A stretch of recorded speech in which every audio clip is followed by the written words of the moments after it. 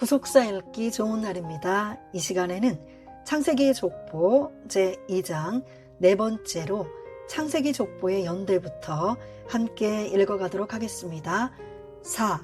창세기 족보의 연대 1. 성경 무호적 관점. 오늘날 일부 현대 신학자들 가운데 성경에 오류가 있다고 생각하는 경향이 점점 늘어나고 있습니다.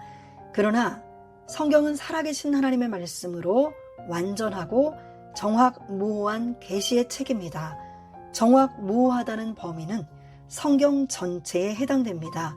이러한 관점에서 성경에 나오는 족보 역시 정확무오한 하나님의 말씀입니다. 각 족보에 등장하는 인물들과 그들의 생애, 그리고 거기에 나타나는 연대들까지 오류 없이 기록된 것입니다. 물론 성경에 나오는 여러 족보들 가운데는 중간에 생략된 부분도 있습니다. 예를 들어 마태복음에 나오는 예수 그리스도의 족보에 생략된 부분이 있습니다. 마태복음 1장 8절에 요람과 우시야 사이에 아하시야, 요아스, 아마샤 세 왕이 빠져 있습니다. 왕하 8장 25절, 왕하 12장 1절, 왕하 14장 1절, 또 마태복음 1장 11절에서 요시야 다음에 여호아하스와 여호야김이 생략되어 있고 여호야긴 다음에 시드기야도 생략되었습니다. 왕하 23장 34절, 역대상 3장 15절로 16절. 그 이유는 마태복음의 족보가 연대 측정이나 완전한 역사적 기록을 목적으로 쓰여진 것이 아니기 때문입니다. 마태는 기록 목적상 불필요한 이름들을 생략하고 각 시대의 중요한 인물들만 14대씩 구성하여 총 42대를 기록한 것입니다. 이것을 마태복음 1장 17절에서는 그런즉 모든 대수가 아브라함부터 다윗까지 14대요, 다윗부터 바벨론으로 이거할 때까지 14대요, 바벨론으로 이거한 후부터 그리스도까지 14대더라고 말씀하고 있습니다. 그러므로 우리는 성경에 나오는 족보가 완전 무오한 하나님의 말씀이라는 토대 위에서 그 모든 기록이 연대기적으로만 기록된 것이 아니며 때때로 하나님의 어떤 뜻을 전달하기 위하여 중간에 생략된 경우도 있다는 것을 인정해야 합니다. 에스라 7장 1절로 3절, 역대상 6장 7절로 15절. 2. 창세기 5장과 11장 족보의 연대. 창세기 5장과 11장에 나오는 족보는 아담부터 아브라함까지 20대 족장들에 대하여 기록하고 있습니다. 아담부터 아브라함에 이르는 셋 계열의 족보는 연대기적으로 단절이 없는 기록입니다. 창세기 족보를 연구한 모리스는 아담부터 10대인 노아까지 10대 족장들의 출생 연도와 사망 연도를 성경에 나온 기록을 근거로 계산하였습니다. 그는 이 기록 가운데 어떤 시간의 공백이 있다거나 아니면 일반적인 연도가 아닌 다른 연도를 가리킨다고 생각할 하등의 이유가 없다. 이 기록은 완전히 합리적이고도 사실 그대로이며 약속된 계보를 제시하는 데 필요한 연대적인 골격을 제공하기 위한 것임에 틀림없다고 말하였습니다. 미국의 구약학자 프리만은 창세기 5장과 11장의 족보가 중간에 공백이나 끊긴 곳이 없이 지속적이라는 견해를 가지고 있습니다. 그는 저널 오브 크리에이션에서 여러 현대 신학자들은 창세기 5장과 11장에 아담부터 아브라함까지의 족보에 나오는 이름과 숫자가 빠짐없이 정확히 일치한다고 주장한다. 그들은 성경에 나오는 족보 중에는 몇몇 이름이 생략된 족보가 있는 것도 사실이나 그렇다고 모든 족보들이 다 생략되었다고는 볼 수 없으며 창세기 5장과 11장의 족보만은 그 법칙에서 제외된다고 말하고 있다라고 기록하고 있습니다. 퀼링도 이러한 입장을 가지고 있는 학자 중에 한 사람입니다. 그는 에스라 7장과 마태복음 1장 족보가 연속적이지 않은 건 사실이지만 성경에는 이들과는 다른 여러 유형의 족보들도 존재한다고 말합니다. 그는 창세기 5장과 11장 두 족보에 장자가 태어날 때의 아버지 나이가 나오는 것을 볼 때 두 족보가 시간 순서대로 기록된 연대기이며 두 족보에는 생략된 부분이 없다고 주장했습니다. 특히 창세기에 아브라함이 이삭을 낳을 때의 나이와 이삭이 야곱을 낳을 때에 나이가 명시된 것은 정확한 연대기를 작성케 하기 위한 목적이라고 강조하였습니다. 그렇다면 창세기 5장과 11장에 나오는 족보에 나타난 연대기적 기록들이 정확무오하다고 보는 근거는 무엇입니까? 이에 대한 근거는 대략 3가지 정도로 정리할 수 있습니다. 첫째, 창세기 5장과 11장의 족보는 20대에 걸친 족장들의 출생 시점과 자녀들을 출산한 나이, 그리고 그들이 이 땅에서 향수한 나이를 정확하게 기록하고 있습니다. 이처럼 정확한 연대에 대한 기록은 다른 족보에서 찾아볼 수 없는 두드러진 특징이며 동시에 이들의 기록의 신뢰성을 갖게 해줍니다. 20대 족장들의 기록은 실제 역사의 기록입니다. 그렇지 않다면 이렇게 확실한 연대를 기록할 이유가 없었을 것입니다. 둘째, 창세기 5장과 11장에 나오는 20대 족장들의 순서는 성경의 다른 족보들의 순서와 모순되지 않습니다. 창세기 5장과 11장의 족보는 역대상 1장 1절부터 4절, 그리고 역대상 1장 24절부터 27절에 나오는 족보의 순서와 정확하게 일치하고 있습니다. 역대상 1장 1절, 아담, 셋, 에노스. 역대상 1장 2절, 게난, 마할랄렐, 야렛. 역대상 1장 3절, 에녹, 무두셀라. 역대상 1장 4절, 라멕, 노아, 셈, 함과 야벳. 역대상 1장 24절, 셈, 아르박삿, 셀라. 역대상 1장 25절, 에벨, 벨렉, 루. 역대상 1장 26절, 수룩, 나홀, 데라. 역대상 1장 27절, 아브람, 곧 아브라함. 또한 창세기 5장과 11장에 나오는 족보는 누가복음 3장에 나오는 예수님의 족보와도 일치합니다.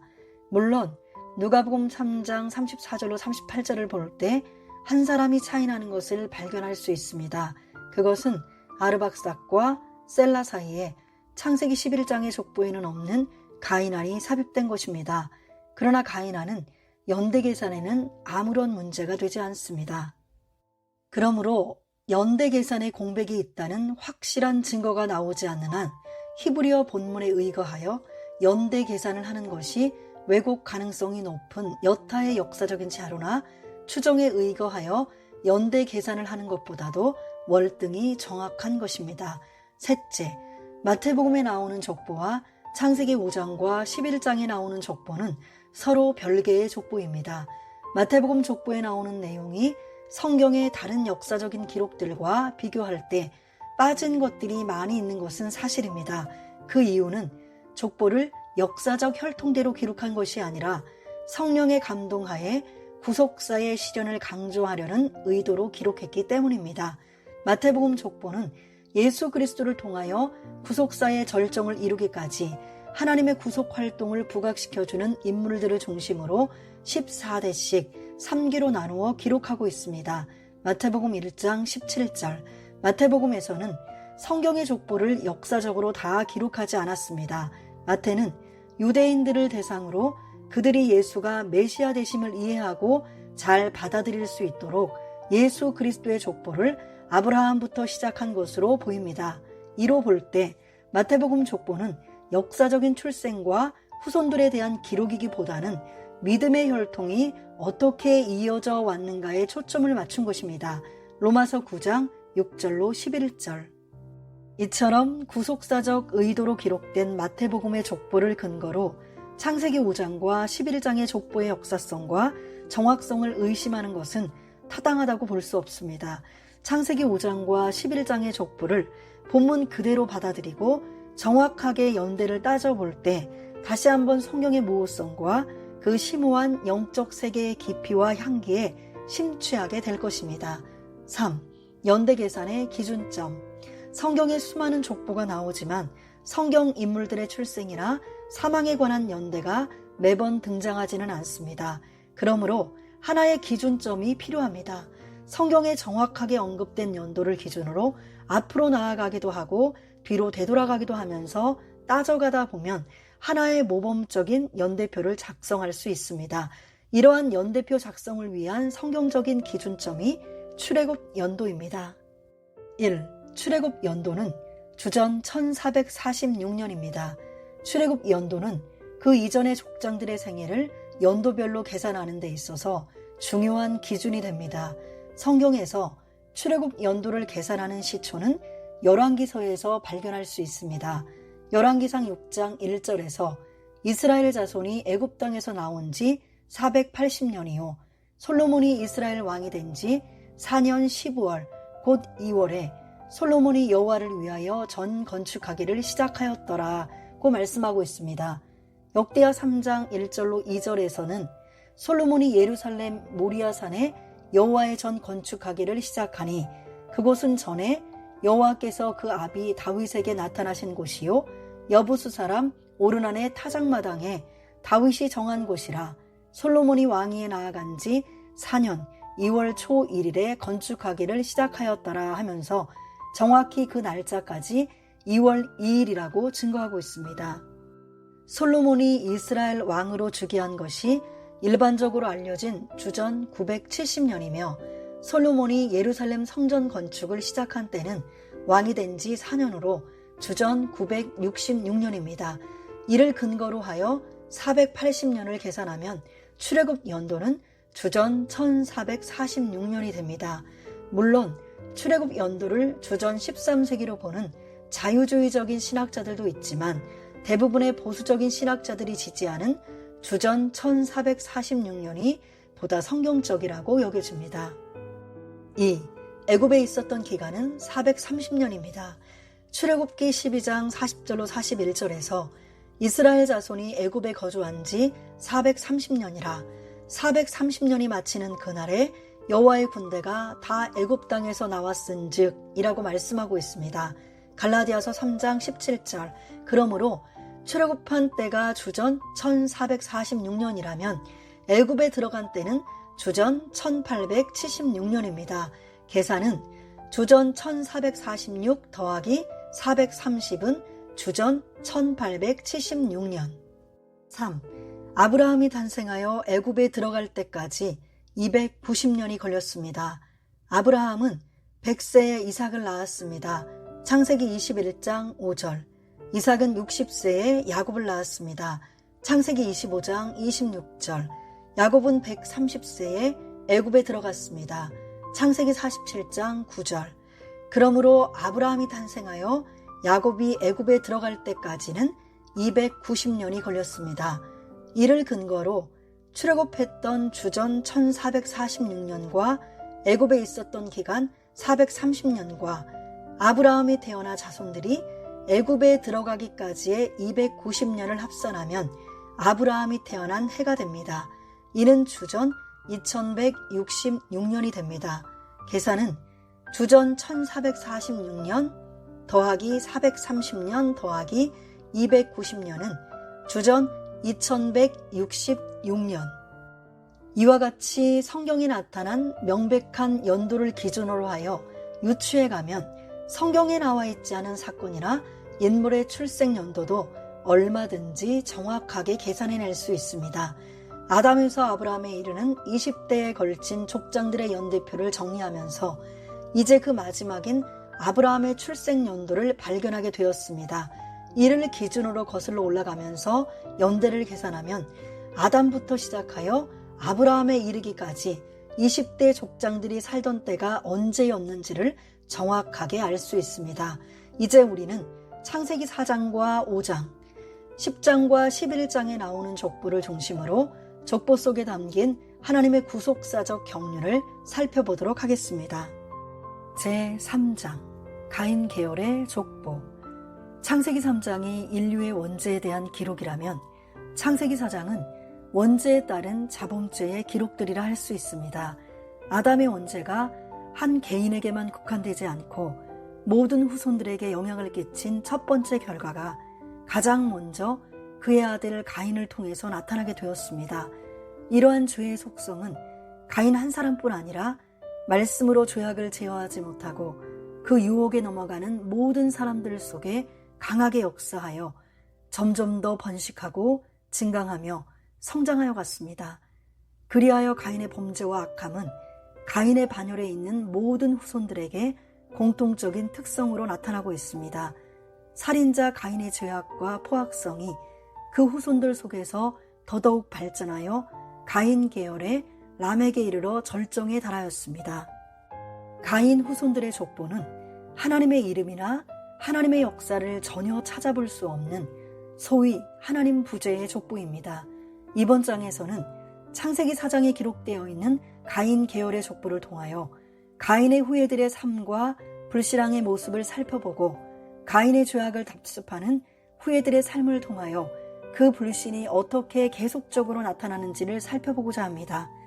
또 그 영적 뿌리를 어디에 두고 있는지도 생각해 보도록 하겠습니다. 1. 가인의 자손들. 1. 가인, 얻었다.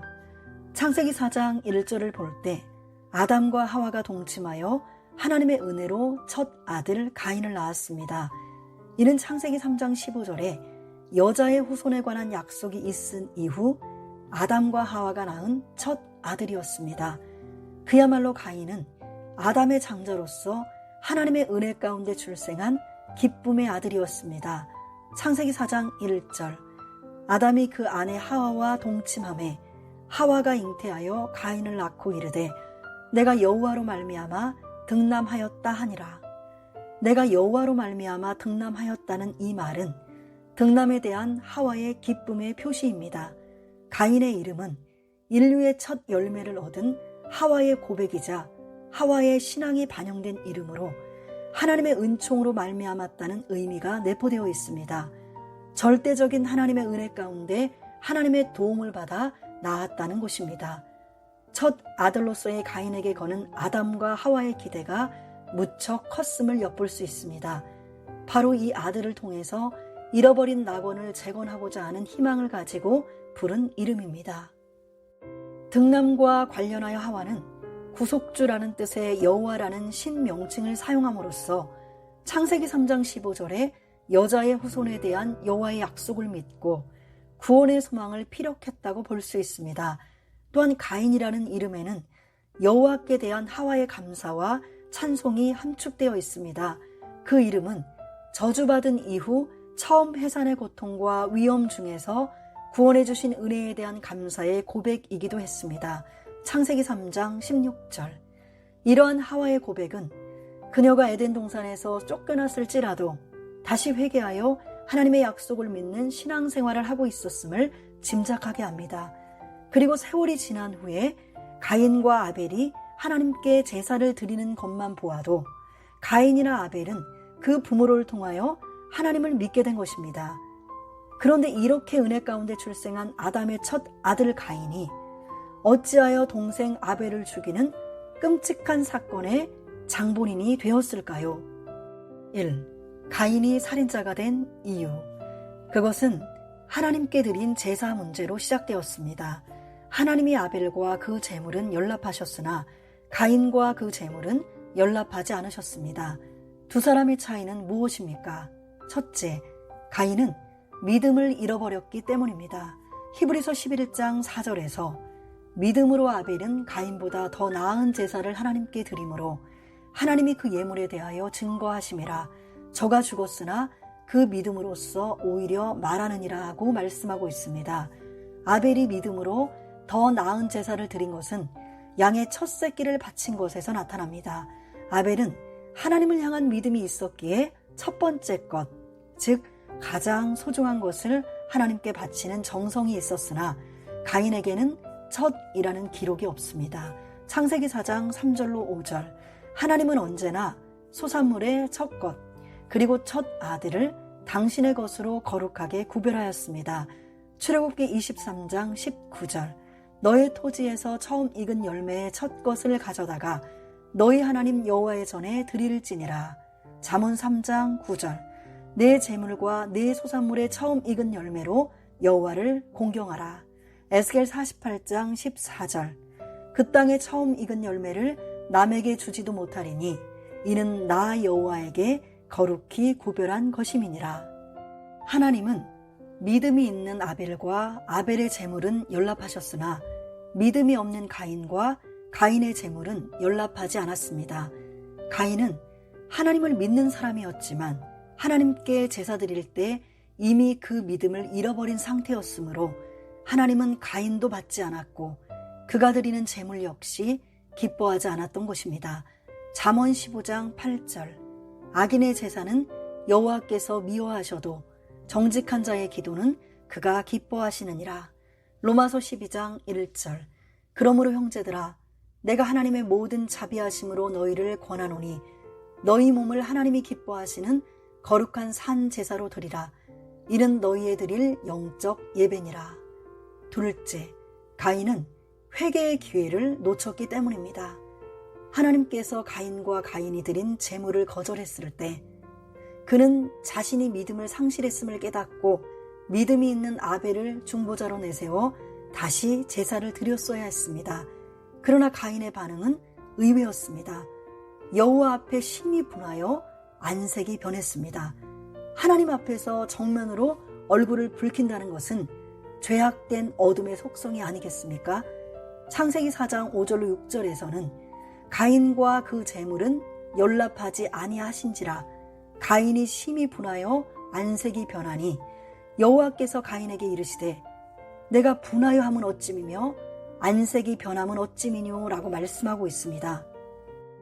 또한 하나님은 가인에게 죄의 소원이 있는 것을 아시고 가인에게 죄를 다스리라고 권면하셨습니다.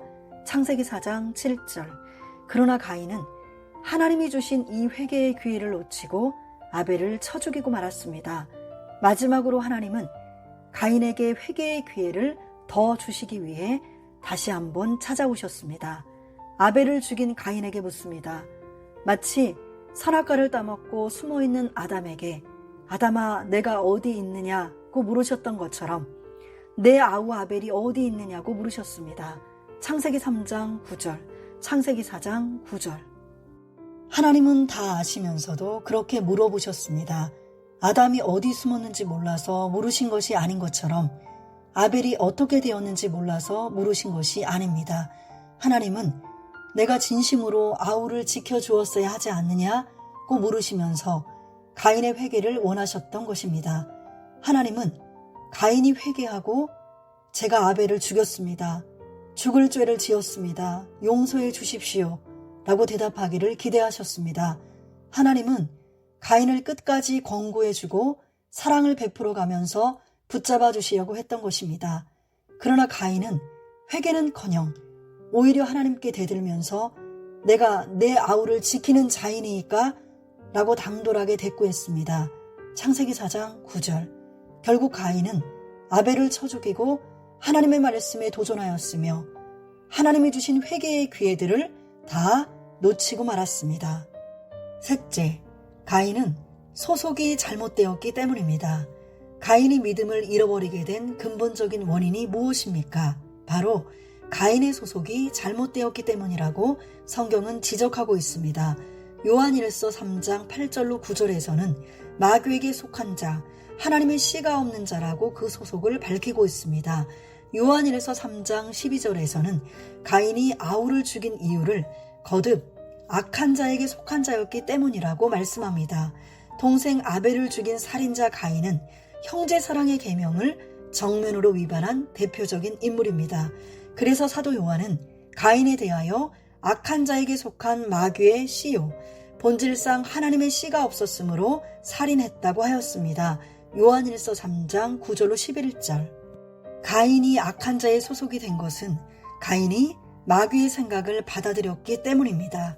요한복음 13장 2절. 가인은 하나님으로 말미암아 아담과 하와가 동침하여 낳은 아들이요 부모의 영향을 받아 처음에는 하나님께 제사를 드렸던 하나님을 믿는 사람이었지만 사단이 가인에게 몰래 마귀의 생각, 어둠의 생각을 뿌리고 갔던 것입니다.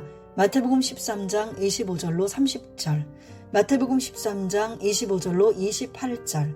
사람들이 잘 때에 그 원수가 와서 곡식 가운데 가라지를 덧뿌리고 갔더니 싹이 나고 결실할 때에 가라지도 보이거늘 집주인의 종들이 와서 말하되 주여 밭에 좋은 씨를 심지 아니하였나이까? 그러면 가라지가 어디서 생겼나이까? 주인이 가로되 원수가 이렇게 하였구나. 이것은 예수님 초림 당시에 사단이 이스라엘 백성에게 불신의 생각을 뿌린 것과 같습니다. 그래서 예수님은 자신들이 아브라함의 자손이라고 철석같이 믿고 있던 이스라엘 백성을 향해 너희는 너희 아비 마귀에게서 났으니 라고 그들의 정체를 폭로하셨습니다. 요한복음 8장 44절. 그들은 아브라함의 자손이라고 자처하면서도 아버지 아브라함과 같은 행사를 하지 않았습니다. 요한복음 8장 39절. 이스라엘 땅에서 태어나 족보의 순수성을 자랑하면서도 오히려 예수님을 배척하고 십자가에 못 박아 처형시켰습니다. 요한복음 8장 44절의 말씀대로 그들의 조상은 아브라함이 아닌 마귀였음이 드러난 것입니다. 그들은 천국의 아들들이 아니라 악한 자의 아들들이었습니다. 마태복음 13장 38절. 그래서 세례요한은 외치기를 독사의 자식들아 속으로 아브라함의 자손이라고 생각지 말라고 날카롭게 지적하였습니다. 마태복음 3장 7절로 9절, 누가복음 3장 7절로 8절. 이것은 겉모양은 선민으로 자처하며 경건한 체하였지만 그 속에는 악의가 가득 찬 것에 대한 준엄한 책망입니다. 회개하지 않는 바리새인과 사두개인들이 자신들 스스로는 아브라함의 자손이라 자부하였지만 실제로는 에덴 동산에서 아담과 하와를 미혹하여 타락해 한 사단의 도구인 뱀의 후예들이었던 것입니다. 베드로 역시 예수님의 수제자였지만 순간 하나님의 뜻을 거스를 때 예수님은 그를 사단아 라고 부르셨습니다. 마태복음 16장 23절. 초대교회 때 엑소로는 많은 헌금을 했을지 몰라도 그 마음이 거짓말과 속임수로 가득 찼던 아나니아에게 사도 베드로는 성령이 충만하여 말하기를 사단이 가득하다고 하였습니다. 사도행전 5장 3절. 거짓 선지자는 겉보기에는 양의 옷을 입어 멀쩡하고 거룩해 보이지만 속에는 노략질하는 일이, 속임수, 거짓말이 가득합니다. 마태복음 7장 15절. 이러한 모습들이 오늘날 우리의 모습은 아닌지 습관적으로 속이는 사기꾼, 거짓말쟁이와 같은 모든 사단의 속성들이 우리 속에는 없는지 말씀의 거울 앞에 자신을 비추어 보시기 바랍니다. 2. 가인은 악한 자의 모형. 이렇게 순간순간 자기도 모르는 사이에 어둠의 자식이 되어 가인같이 사단의 하수인 노릇을 하고 있는 모습을 예수님은 마태복음 13장 24절부터 30절에 가라지의 비유로 설명하셨습니다. 이 비유의 초점은 주인은 좋은 씨만 뿌렸지만 사람들이 자고 있는 사이에 원수가 와서 가라지를 덧뿌리고 갔다는 것입니다. 마태복음 13장 25절. 예수님은 제자들에게 이 비유를 다시 말씀하시면서 좋은 씨를 뿌리는 자는 인자요, 가라지를 심은 원수는 마귀라고 해명해 주셨습니다. 마태복음 13장 37절, 마태복음 13장 28절, 39절. 즉 가라지를 뿌리고 간 원수는 마귀였던 것입니다. 성경은 가룟 유다에 대하여 마귀가 가룟 유다의 마음에 예수를 팔려는 생각을 넣었다고 말씀합니다. 요한복음 13장 2절, 27절, 누가복음 22장 3절. 이것도 마귀가 가라지를 덧뿌린 경우입니다. 이어서 예수님은 좋은 씨는 천국의 아들들, 가라지는 악한 자의 아들들이라고 해석하셨습니다. 마태복음 13장 38절. 가룟 유다는 예수님이 전하신 천국 복음을 제자들과 똑같이 들었지만 천국의 아들이 되지 못하고 불행히도 마귀에 의해서 덧뿌려진 악한 자의 아들이 되고 말았습니다. 마찬가지로 가인도 하나님의 말씀보다 사단의 생각을 더 받아들임으로 사단에게 소속된 자, 사단의 속성을 가진 자가 되고 말았던 것입니다. 요한일서 3장 12절, 창세기 4장 4절, 8절, 히브리서 11장 4절, 유다서 11절. 또 좋은 씨는 하나님의 말씀을 의미합니다. 누가복음 8장 11절. 베드로도 썩지 아니할 씨라고 하여 하나님의 말씀을 씨에 비유하였습니다. 베드로전서 1장 23절. 하나님의 말씀 자체가 좋은 씨이고 또한 이 씨앗을 받은 천국의 아들들 역시 좋은 씨인 것입니다. 마태복음 13장 38절, 요한복음 6장 63절. 하나님의 말씀을 받아들인 자는 천국의 아들들이 되지만 하나님의 말씀을 받아들이지 않고 마귀가 주는 생각을 받아들이는 자는 악한 자의 아들들이 되는 것입니다. 에덴 동산에서도 뱀이 하와를 간괴로 타락하게 만들었습니다. 고린도후서 11장 3절. 이 간괴의 정체가 무엇입니까? 바로 다른 복음, 다른 예수, 다른 영이라고 고린도후서 11장 4절에서 말씀하고 있습니다. 가인은 이미 마귀의 씨, 곧 다른 예수, 다른 복음, 다른 영을 받아들임으로써 사단에게 소속된 자가 되고 말았던 것입니다. 또한 가인은 로마서 8장 5절로 9절 말씀처럼 육신의 생각으로 육신의 일을 쫓는 자요, 하나님과 원수요, 마귀의 영의 인도를 받는 마귀에게 속한 자가 된 것입니다. 로마서 8장 12절로 14절. 가인은 분명히 아담과 하와 사이에서 태어난 아들이었습니다. 가인이 하나님께 제사 드리는 것을 볼 때 가인은 처음에 분명 하나님을 믿는 사람이었습니다. 그러나 사단이 그 마음속에 어둠의 생각을 넣은 것입니다. 요한복음 8장 44절. 그래서 끔찍하게 동생을 죽인 인류 최초의 살인자라는 가라지 열매를 맺고야 말았습니다. 가인은 처음에 믿던 하나님을 버리며 하나님을 멀리하고 그 마음에 하나님 두기를 싫어하여 떠나버린 행악의 종자가 되었습니다. 이사야 1장 4절, 로마서 1장 28절. 열매를 보면 나무를 안다라고 하였으니 살인자가 된 가인은 분명 마귀에게 속한 자요, 마귀의 속성을 가진 자가 된 것입니다. 마태복음 7장 15절로 18절. 마귀의 자식들은 살인한 자요, 거짓말쟁이인 마귀의 욕심을 따라 행한다고 요한복음 8장 44절에서 말씀하고 있습니다. 요한복음 8장 44절. 너희는 너희 아비 마귀에게서 났으니 너희 아비의 욕심을 너희도 행하고자 하느니라. 저는 처음부터 살인한 자요, 진리가 그 속에 없으므로 진리에 서지 못하고 거짓을 말할 때마다 제 것으로 말하나니 이는 저가 거짓말쟁이요 거짓의 아비가 되었음이니라. 그리하여 창세기 4장 1절에서 가인을 낳고 기쁨과 희망이 가득했던 하와의 고백과는 반대로 가인은 마귀의 소속이 되고 말았습니다. 3. 가인 속에 거하는 죄의 소원. 가인 속에 거하는 악한 씨의 실체는 초대교회의 위대한 사도였던 바울의 고백을 통해서 실감나게 깨닫게 됩니다. 가인 속에 있던 어둠의 씨는 마치 로마서 7장 20절에 만일 내가 원치 아니하는 그것을 하면 이를 행하는 자가 내가 아니요 내 속에 거하는 죄니라는 말씀과 같이 죄라고도 말할 수 있습니다. 언제나 죄라는 실존은 인격적인 나, 즉 전인에 관여되어 있는 것입니다. 사도 바울은 로마서 7장에서 거듭 자기 속에 심각한 분열의 비극을 일으키는 정체가 죄라고 폭로하였습니다. 바로 하나님이 가인에게 내가 선을 행하면 어찌 낯을 들지 못하겠느냐, 죄의 소원은 내게 있으나 너는 죄를 다스릴지니라고 책망한 말씀과 같습니다. 창세기 4장 7절. 가인의 길에 행하는 자들에게 화가 있을 것이라고 성경은 경고하고 있습니다. 유다서 11절.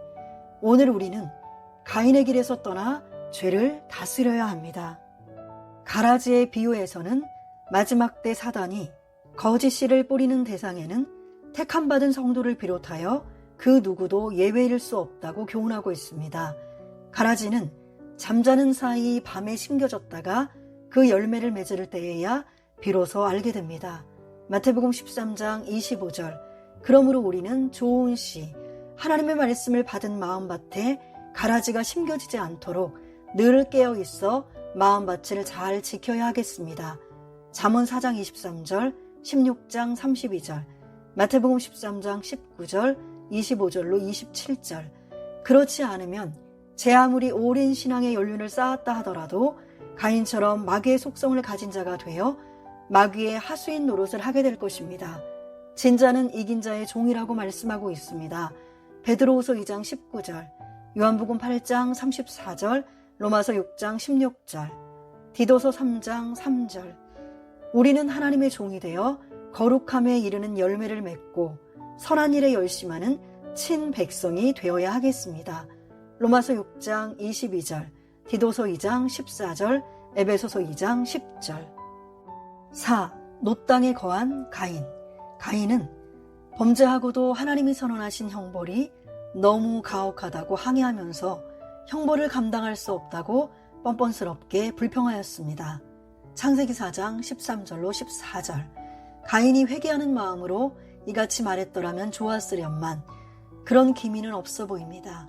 시편 기자가 회개하는 심정으로 나를 주 앞에서 쫓아내지 마시며 주의 성신을 내게서 거두지 마소서라고 했던 것과는 완전히 상반된 마음이었던 것입니다.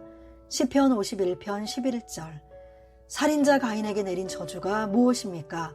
첫째, 밭을 갈아도 땅이 다시는 효력을 주지 않는다는 것입니다. 창세기 4장 12절. 이 저주는 아담에게 내린 저주보다 더 심각한 것이었습니다. 창세기 3장 17절로 18절. 땅이 살인자 가인을 거절하는 저주였습니다. 범죄한 아담은 종일토록 수고하여야 그 소산을 먹을 수 있었지만 살인자 가인에게는 아예 땅이 열매를 내지 않는다는 것입니다. 무엇을 하든지 농작물은 물론 모든 열매를 거둘 수 없는 것입니다. 수고한 대로 소득을 거둘 수 없는 인생이 되고 말았습니다. 두 번째 내린 저주는 땅에서 쫓겨나는 결과를 초래했습니다. 창세기 4장 12절. 인생의 방황이 시작된 것입니다. 마음 놓고 편히 살 수 있는 안식처가 사라진 것입니다. 이처럼 죄는 하나님과 함께 있지 못하게 합니다. 그리고 죄는 모든 관계성을 끊어버립니다. 위로 하나님과의 관계가 멀어지면 아래로 자연 만물로부터도 환영받을 수 없을 뿐더러 내가 소속되었던 공동체 안에서의 관계성도 약해지기 마련입니다. 그 결과 스스로 고립되어 소외감을 느끼게 되는 것입니다. 이렇게 가인의 후손들은 하나님을 등진 후에 에덴 동산 동편에 있는 놋 땅에 거하였습니다. 창세기 4장 16절. 놋의 뜻은 방황하는 자, 방랑자, 도망자라는 뜻입니다. 하나님을 떠난 상태로 삶의 진정한 목적 없이 방황하는 인류의 모습입니다. 확실히 기쁨의 땅 에덴과는 극명한 대조를 이룹니다. 범죄한 사람은 그 누구라도 이 땅의 저주에서 자유로울 수 없습니다. 이 저주를 깨고 부요와 풍요를 누릴 수 있는 길은 오직 예수 그리스도를 믿는 길밖에 없습니다. 가인은 놋 땅에 거하면서 성을 쌓았습니다. 창세기 4장 17절. NASB에서는 He built a city라고 번역하고 있습니다. 성이라는 단어는 히브리어로 이르인데 그것은 성읍을 말합니다. 이러한 최초의 도시 건설은 에덴에서의 추방이라는 하나님의 저주를 희석시키려는 의도와 인간들끼리 힘을 모아 성을 높이 쌓음으로 하나님의 간섭으로부터 아주 독립해 보려는 의도가 숨어 있습니다. 하나님을 떠난 인간이 성을 쌓는 일은 창세기 11장의 바벨을 탑에서 그 절정을 이룹니다. 인간이 하나님을 떠나 독립하여 자기만의 성 안에 갇혀 사는 순간부터 방황하는 인생이요. 그들이 거하는 땅은 아무리 노력하고 힘쓸지라도 손에 잡히는 것 없이 먼지만 날리는 그야말로 놋 땅에 불과한 것입니다. 그들은 성을 쌓고 이름을 아들의 이름을 따서 에녹이라고 하였는데 그 후손들에게까지 그 죄악의 온상을 전수하고자 했던 의도를 엿볼 수 있습니다. 창세기 4장 17절. 2. 에녹. 받침, 계시, 선생. 가인의 자손 에녹은 셋의 6대손 에녹과 동명입니다. 그러나 셋의 후의 에녹은 경건한 사람으로서 믿음의 극치에 이르렀던 에녹이고 가인의 아들 에녹은 세속에 속한 불경건한 자로서 에녹이라고 칭합니다. 에녹은 가인이 여호와 앞을 떠나서 처음 얻은 아들이었습니다. 창세기 4장 16절로 17절. 하나님 앞에서 떠난 인본주의의 첫 열매였던 것입니다. 가인은 자기의 아들 에녹이 인본주의적 가문의 성공을 위해 바쳐지기를 소원하는 마음으로 받침이란 뜻을 가진 에녹이라고 지은 것 같습니다. 처음 에녹의 탄생은 가인 계열 가운데 다른 사람들보다 비교적 자세히 설명되어 있습니다. 창세기 4장 16절로 17절. 가인이 여호와의 앞을 떠나 나가 에덴 동산 놋 땅에 거하였더니 아내와 동침하니 그가 잉태하여 에녹을 낳은지라. 가인이 성을 쌓고 그 아들의 이름으로 성을 이름하여 에녹이라 하였더라. 에녹의 이름의 뜻을 통해서 볼 때 1. 가인은 도시를 건설한 후에 그 도시 이름을 아들의 이름대로 에녹이라 했습니다. 에녹이라는 이름은 하나님을 떠난 인생들이 인본주의의 아성을 과시하는 데 바쳐졌습니다. 2. 범죄 후 하나님을 떠난 자들이 앞서 하나님과 함께하면서 누렸던 모든 선하고 아름다운 것들을 전복시키고 자기 뜻대로 살고자 혁신을 일으키는 일에 본격적인 시작이 되었습니다. 이것은 처음으로 쌓은 성의 이름을 에녹이라고 한 것을 통해 확실히 알 수 있습니다. 3. 그래서 에녹은 하나님께 반역하는 불신과 배반을 가르치는 부정적인 의미의 전문적인 선생이 된 것입니다. 가인이 쌓은 성의 이름이 에녹이었기에 에녹의 이름은 너무나 유명해졌으며 사람들은 에녹을 자주 불렀을 것입니다. 그는 세상적으로는 이름이 널리 알려진 유명한 사람이 되었을 것입니다. 그러나 하나님과 아무 상관이 없는 그의 이름은 하나님 앞에는 전혀 기억이 되지 않는 이름이었던 것입니다. 살았다는 이름은 가졌지만 하나님 보시기에는 이미 죽은 자요 존재 의미가 없는 이름이었습니다. 계시록 3장 1절. 존귀한 성도의 이름은 잠시 우거하고 떠날 이 땅에서는 보잘것없어 보일지라도 영원한 하나님 나라의 생명책에 흐려지지 않고 기록됩니다. 계시록 3장 5절. 하나님의 뜻대로 되기를 원하여 십자가에 달리신 예수님은 하나님으로부터 모든 이름 위에 뛰어난 이름을 받았습니다. 빌립보서 2장 9절. 바로 이 예수님의 발자취를 따라 하나님의 뜻에 순종하는 모든 성도들에게 생명책에 그 이름들이 기록되는 영예를 주셨습니다. 빌립보서 4장 3절. 하나님의 생명책에 기록되어 있는 우리의 이름은 사라지거나 없어질 수 없습니다. 가인과 그의 아들 에녹은 하나님 없이 시작했습니다. 하나님으로부터 독립하여 얻은 첫 아들을 받침 게시 선생이라고 하더니 또 그들이 거할 첫 도시의 이름 또한 에녹이라 하였습니다.